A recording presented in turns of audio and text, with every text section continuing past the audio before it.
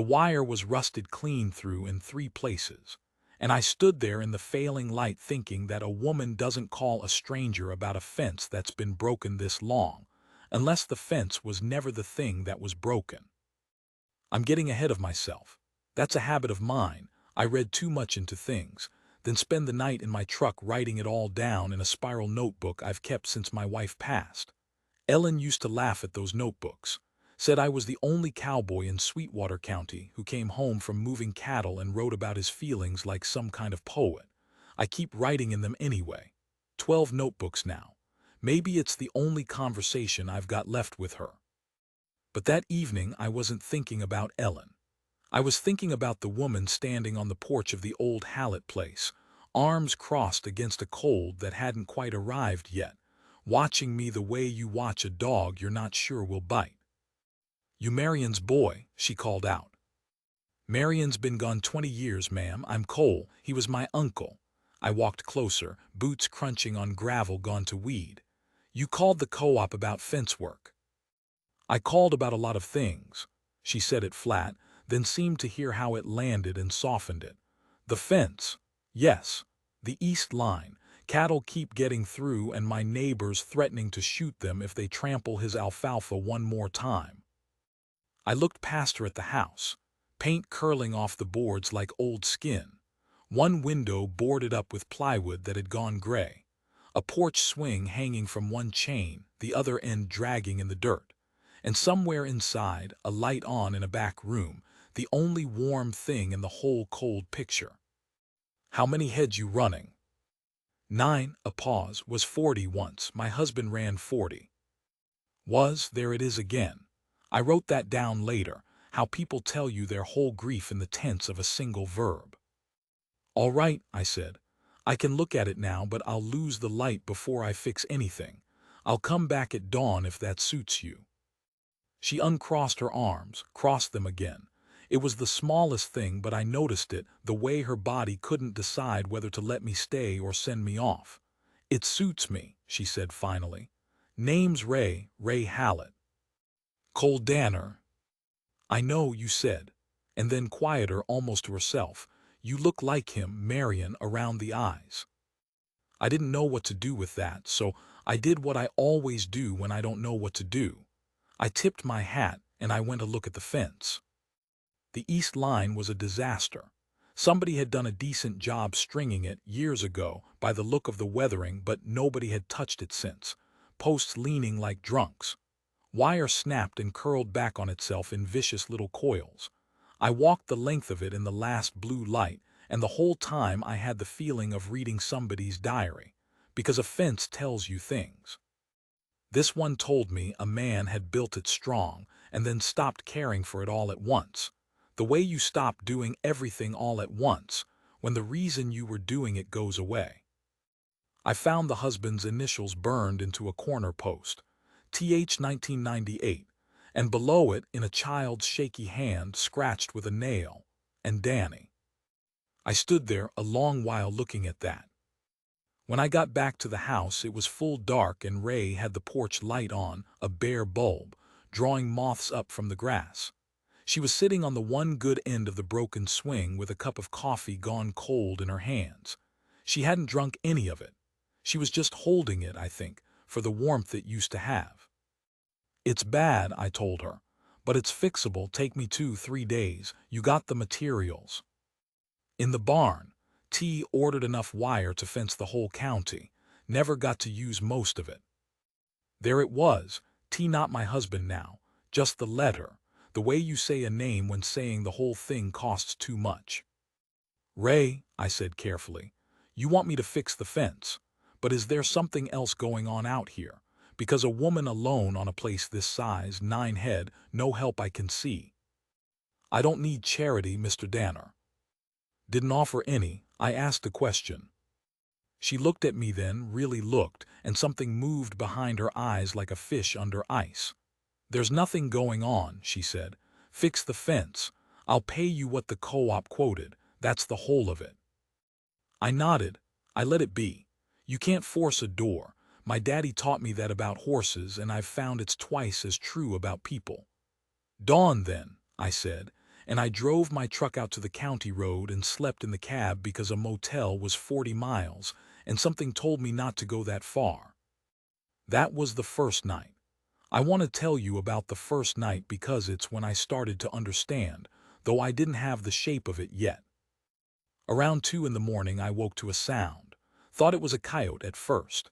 Then I placed it. It was a screen door, opening and closing out at the Hallett place across the dark field. And in the gaps between, so faint I might have dreamed it, a voice. Not crying exactly. Talking. A woman talking to somebody who wasn't answering. I lay there in my truck with my heart going, and I thought, that woman is out of her mind with loneliness. And then I thought about my own 12 notebooks full of one-sided conversations with a dead woman, and I thought, who am I to say a word about it? I didn't go to her. I've asked myself since whether that was cowardice or kindness. I still don't know. Some things you just have to leave in the notebook without an answer. Dawn came gray and hard. I was stretching the frost out of my back when Ray came across the field carrying 2 thermoses, and I understood this was her version of an apology for the night before. "Coffee," she said, handing me one. "And this one's got a little something in it if the day gets cold enough to need it." We worked, and I'll tell you that woman could work. She held posts while I tamped them. She ran wire. She didn't complain once when the barbs caught her gloves and left them hanging in ribbons. There was a fury in how she did it, a kind of controlled violence, like the fence had done something to her personally and she meant to master it. Around noon she stripped off a torn glove and I saw her hands, a rancher's hands, scarred and strong but shaking, just slightly. The tremor of somebody running on empty for a long, long time. "When'd you last eat a real meal?" I asked. "I eat." "That's not what I asked." She jammed the glove back on. "You always this nosy, or am I special?" "My wife used to say I couldn't leave a wound alone, had to poke it to see how deep." I drove a staple home. She said it like a complaint, but I think she liked it in the end. Nobody else poked. Ray went still, used to. "She passed 4 years back, cancer." I said it the way you learn to say it after enough years, plain, so it can't ambush you. That's why I know a was when I hear one. You've got a was in you the size of a barn. For a moment I thought I'd pushed too far. Ray stood up, and I braced for her to send me packing. Instead she walked to the corner post, TH 1998, and Danny, and she put her hand flat against the wood like you'd put your hand on a chest to feel it breathe. "My husband died 3 years ago," she said, not turning around. "Hart, out here in the north pasture. I found him at supper time when he didn't come in." Her voice was terribly level. "That's the was you're hearing, that's most of it." "Most, I heard that too. I'm cursed to hear these things." "And the rest?" She turned around, and the look on her face was the look of somebody standing at the edge of a high place, deciding whether to tell the truth is the same as deciding whether to jump. "The rest," she said, "is inside, and I don't show the rest to strangers who fix my fence." I let it go, again, but I was starting to feel the shape of it now, the way you feel weather coming before you see the cloud. Something in that house, something in the back room where the light burned all night. We finished the north half of the east line by dusk. Ray asked me to stay for supper. "You've earned it, and I've been rude." And I said yes before my good sense could tell me no. The kitchen was clean. That surprised me. A house falling apart on the outside, and inside the kitchen was scrubbed within an inch of its life, everything squared away, a calendar on the wall with days crossed off in red. 2 places set at the table. She saw me notice the 2 places and something crossed her face. "Habit," she said, and took 1 setting away. Her hand shook doing it. A plate went back into the cupboard that she had set out of 30 years of muscle memory, laying a place for a man 3 years in the ground. I ate her stew and I told her about my cattle and my dead wife and my 12 notebooks, and she listened the way somebody listens when they haven't been talked to, only at, for a long time. And slowly, slowly, she gave me pieces. Her husband Tom, the ranch that was 40 head and a future, The way it all came apart in one supper-time afternoon. And then, when the coffee was poured, from the back room came a sound. A small sound, a sort of murmur. Ray went rigid. I set down my cup. Ray, is somebody else in this house? She looked at me for a long, long moment. The calendar ticked on the wall. The stew steamed. And I watched her make a decision. I'll never forget the making of a watch. 3 years of keeping something secret finally crack open. Because she was so tired. Because I'd told her about my notebooks. Because sometimes the wound just needs someone to poke it. "Come with me," she said. "But you have to be quiet. And you have to promise me you won't tell anyone what you see." I promised. God help me, I promised without knowing what I was promising. And she led me down the dark hall toward the light that had burned all night, both nights, and she put her hand on the door, and she said, "Well, that's where I have to leave you for now."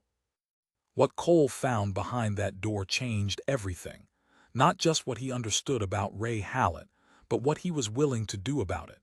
And the choice she'd been carrying alone for 3 years was about to become his to share. Welcome back. When we left Cole, Ray Hallett was standing with her hand on a door she'd kept closed to the whole world for 3 years. What's behind it isn't what you're bracing for. It's quieter than that and heavier. Stay with me to the end. The last thing Cole does in this story is the thing I still think about. Behind the door was a boy. Not a child. A young man, maybe 25, propped up in a hospital bed that took up most of the little room.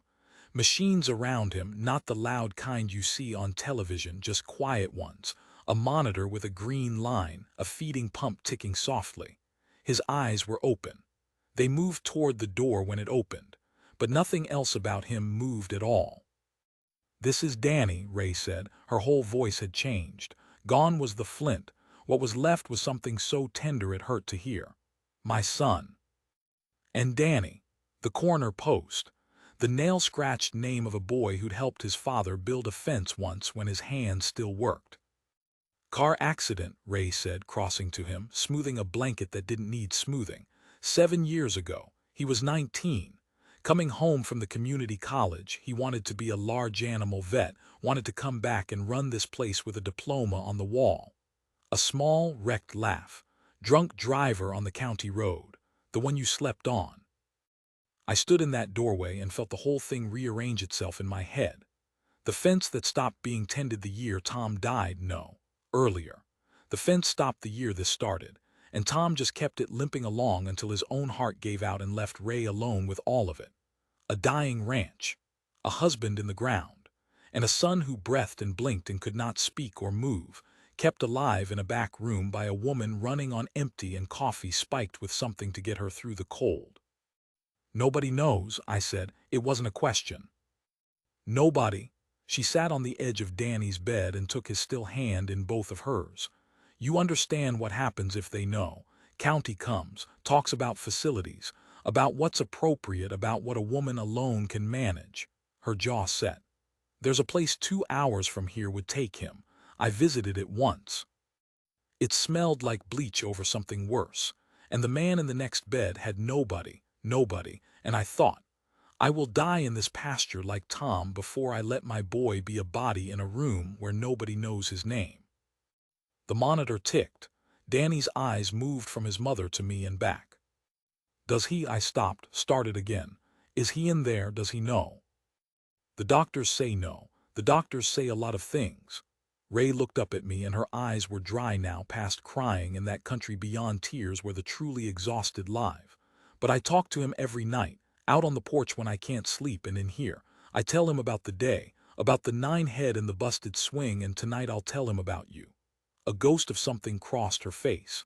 "And sometimes, Mr. Danner, when I'm talking, he squeezes my hand. The doctors say it's a reflex, involuntary." She looked down at their joined hands. "But it always comes when I say I love him, never any other time. You explained that to me with your reflexes." I can't. I've thought about it 100 times since, and I cannot explain it, and I've stopped trying because some things aren't for explaining. Some things are just for witnessing. That's what my notebooks are. I understood right then. not conversations with the dead. Witness.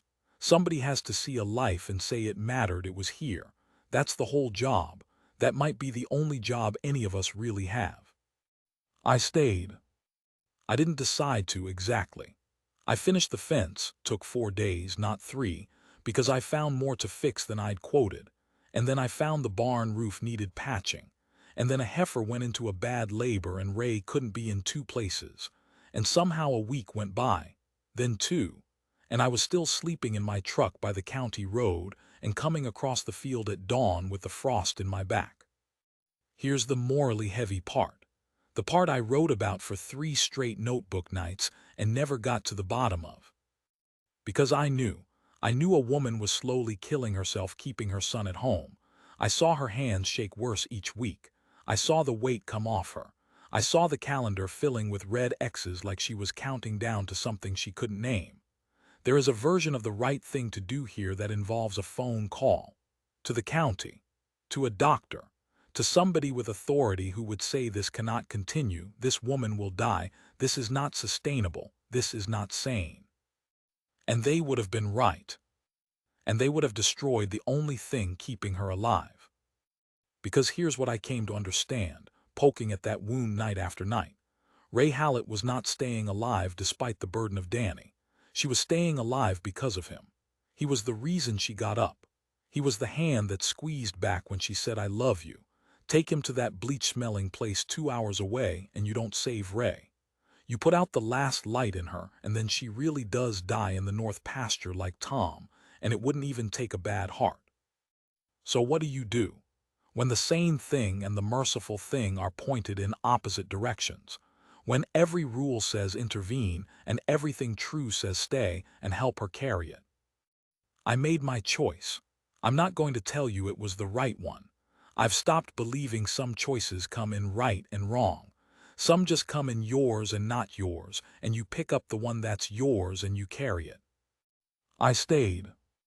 I moved my 9, well, I sold my place is what I did 3 months on. Sold the cattle, sold the house Ellen died in, and I did it without much grief, which told me something about how ready I'd been to leave. I moved into the Hallett place, into the room that had been Tom's office, and I did not move into Ray's room and she did not ask me to, and that's not what this was. Some people find each other too late and too broken for that kind of thing. What we found was different. We found a way to split a weight that had been crushing one person, so that it merely bent 2. I learned to work Danny's feeding pump. I learned the sound the monitor made when it was fine and the different sound when it wasn't. I took the night shift with him, sometimes so Ray could sleep a whole night through for the first time in years, and I sat in that little room and I read to him from my notebooks, read him about Ellen, about the cattle, about a man who used to think witnessing a life was a lonely thing you did alone. And I'll tell you, one night deep in the reading, my voice cracking on a passage about my wife's last morning. The boy squeezed my hand. The doctors would say reflex, involuntary. I've stopped listening to the doctors. Ray asked me once, near the end of that first winter, why I'd stayed. We were on the porch. I'd fixed the swing by then, both chains held. She had coffee that she actually drank now, and she'd put a little weight back on, and her hands were steady enough to hold the cup without the tremor. "You came to fix a fence," she said. "You could have fixed it and gone. Why'd you stay?" I thought about it a long time, long enough that the coffee went cold. "When I walked your East Line that first evening," I finally said, "I read the whole thing like a story. A man built it strong and then quit tending it all at once. I thought that was the saddest thing I'd ever read in a stretch of wire. I looked out at the fence, straight and tight now against the dark. But I had it backwards. You didn't quit tending it because you'd given up. You quit tending it because you'd chosen. You put every hour you had into the room with the light on and you let the fence fall, because a fence keeps cattle in and a fence keeps neighbors happy, but a fence never once squeezed anybody's hand. I set down my cup. I stayed because I wanted to learn to love something the way you love that boy, fierce enough to let everything else fall down around it. I never had that. Ellen and I, we were gentle. You," my voice did something. "You showed me fierce." and I was too old and too alone to walk away from finally seeing it. Ray didn't say anything for a while. Then she reached over in the dark and squeezed my hand. Not the way her son does. A different way. But I wrote it down that night all the same in the 12th notebook on one of the last pages. She said she needed help with her fence. What she needed was someone to stay. What I needed, it turns out. I never finished the sentence. Some things you leave in the notebook without an answer. Some things the wire tells you better than words ever could, if you're the kind of fool who knows how to read a fence. The light's still on in the back room. I think I'll go sit with him a while.